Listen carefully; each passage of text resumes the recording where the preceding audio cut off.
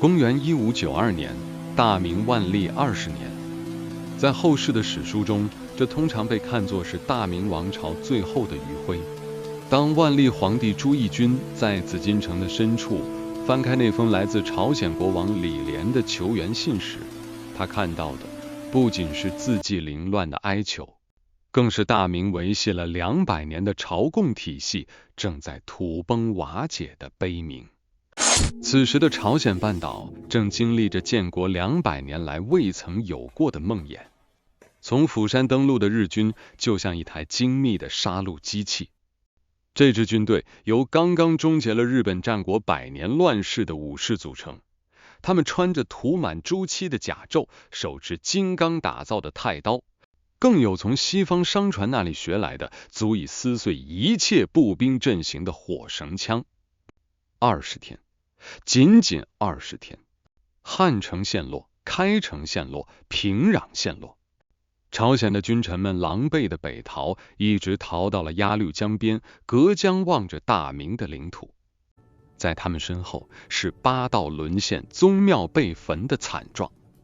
但在刺刀见红的战场边缘，一场比战争更诡异的博弈已经悄然开启。我们要提到2个名字，沈惟敬和小西行长。沈惟敬，一个流落街头的投机商，摇身一变成了大明的使者。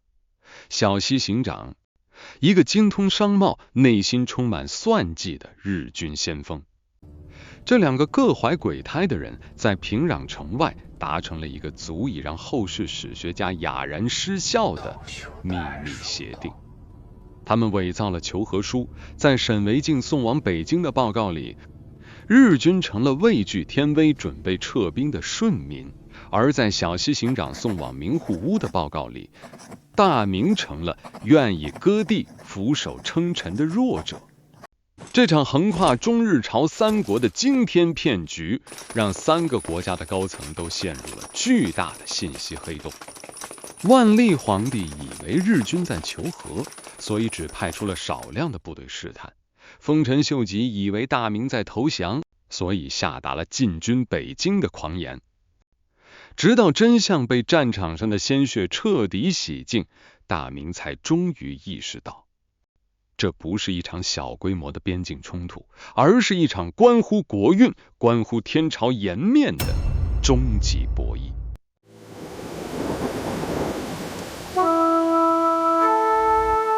当第一个谎言被戳破时，万历皇帝的愤怒终于爆发了。他下达了一道足以让东亚震动的旨意：出兵。朕要让倭寇知道，大明虽远，反必诛之。而接下这道死命令的，正是当时大明最狂也最有资本狂的人——李如松。李如松，辽东总兵李成梁的长子。李家在大明的地位极其特殊，他们不仅是将领，更是辽东的土皇帝。李如松麾下的那4万辽东精锐，是大明用整个北方的税收喂出来的怪物。他们装备着最坚固的甲胄，骑着草原上最彪悍的战马，更重要的是，他们拥有当时全世界最先进的战术体系，火药武器与重装骑兵的协同。1593年正月初8，平壤。这不是一场常规意义上的围城战，这是一场火器的单方面屠杀。李如松没有像朝鲜军队那样用肉身冲撞城墙，他直接在平壤城外架起了数百门大将军炮。那天的炮火声震百里，烟焰蔽天。明军的虎蹲炮像雨点一样倾泻在日军的阵地上，灭路炮精准地拆掉了日军的箭楼。小西行长和他麾下的武士在平壤城里体验到了前所未有的绝望。他们引以为傲的火绳枪在明军重炮的射程面前，甚至连还击的机会都没有。这就是降维打击。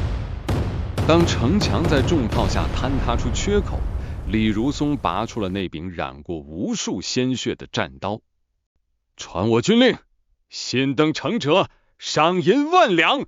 退后者斩！在七星门，大明的重装步兵与日军的精锐武士撞在了一起。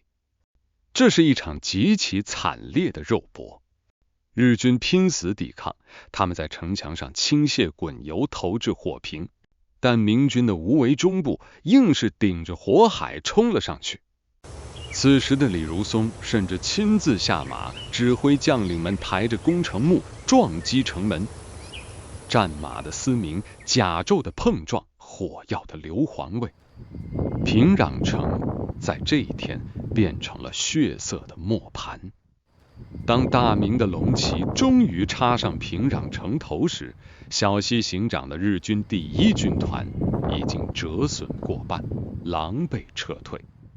这是万历元朝战争的第1场转折点，也是大明辽东铁骑在国际舞台上的第1次武力展示。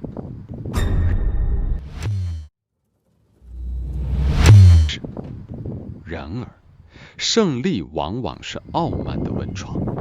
李如松看着败退的日军，做出了一个让他后悔终身的决定：轻骑突进，直取汉城。平壤的硝烟尚未散尽，李如松的马蹄已经踏向了南方。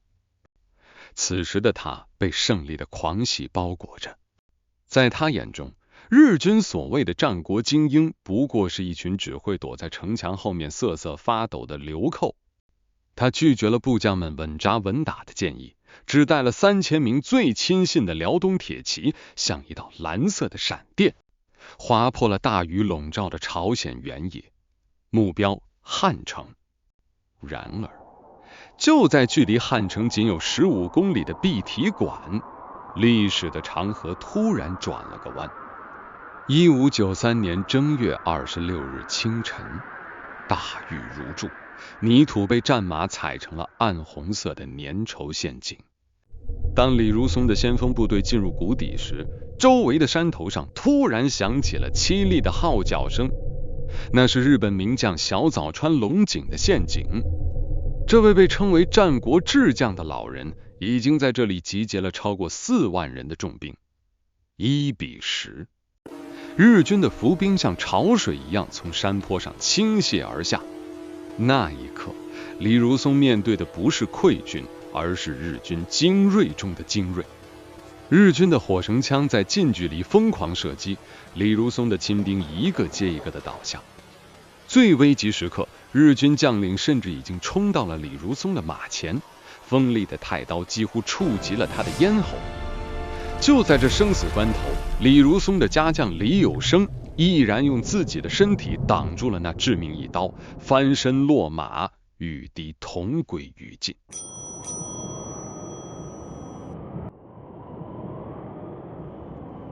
那一战杀得暗无天日，3000明军硬是在泥潭里用短刀、用重锤，甚至用牙齿顶住了4万人一波又一波的冲击。这就是大明最后的硬气。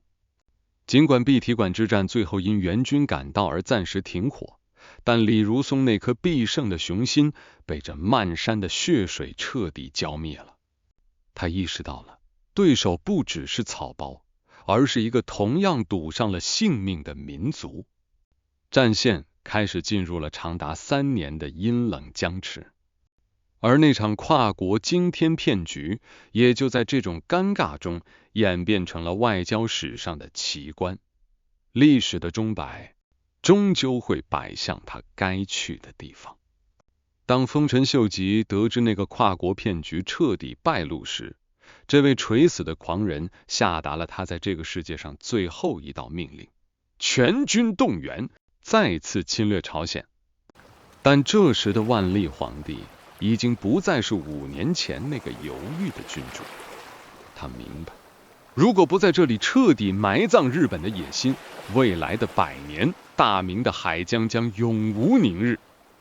1598年，大明水师倾巢出动，这一次战场在海上，地点陆良。在这里，3位老人的命运交织在了一起。大明水师总兵陈琳、老将邓子龙，还有朝鲜的民族英雄李舜臣。11月18日午夜，陆良海面，日军500多艘战船试图突围，迎接他们的是大明水师的海上长城。这是冷兵器时代规模最宏大的海战之一。明军的浮船如同巨大的移动堡垒，火炮在海面上交织成一张死亡之网。老将邓子龙率领敢死队跳上日舰，在烈火中与敌人同归于尽。李舜臣在激战中胸部中弹，临终前叮嘱：战斗正急，慎勿言我死。那一夜，火光把半个朝鲜海峡映照得如同白昼。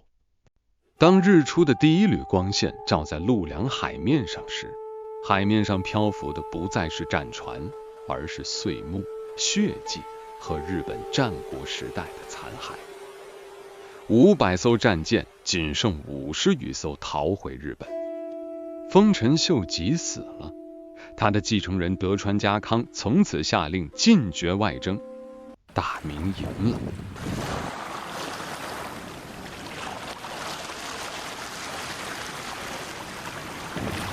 但这场胜利代价太大了。